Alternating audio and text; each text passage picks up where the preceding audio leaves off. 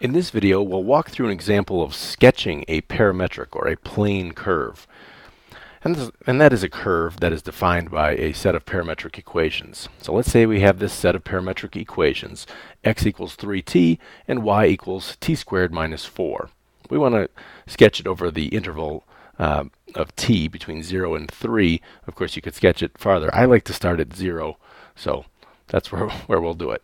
Now, an easy way to do this is just to set up a table, just like when you're plotting XY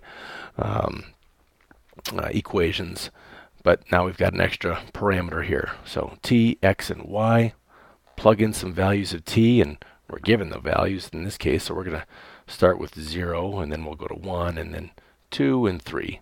We could, of course, do decimals as well, but we don't need to. We'll just draw a little sketch here.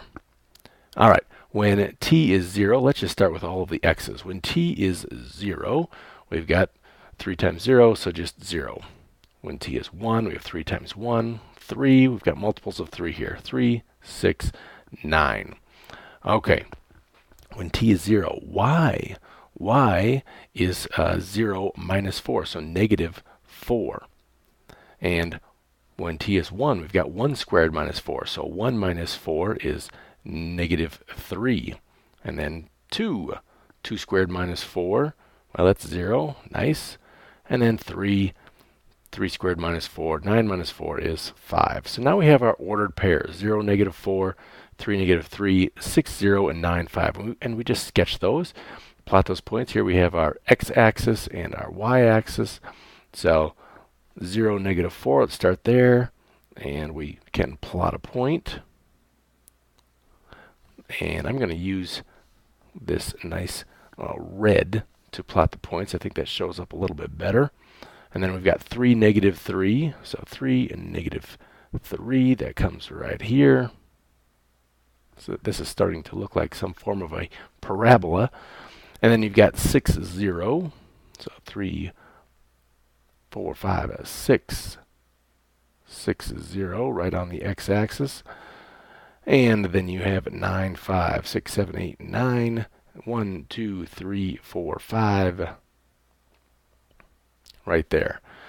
Now, I'm going to switch to another color. So we've got the points plotted, and then a sketch of this would look like this. Of course, it would just be one line, not all the lines I'm drawing here. I'm just trying to get a nice curve here, because my hand is not as steady as a computer drawing. But there we go. We've got a nice sketch of, well, it looks like it's going to be a parabola, but look at that. That's the sketch of this parametric equations. And I've actually gone beyond. I know I've gone beyond this interval of 0 to 3, but it would stop right here if we wanted it to. Notice also the direction. When t is 0, we start down here, and so we're going in this direction.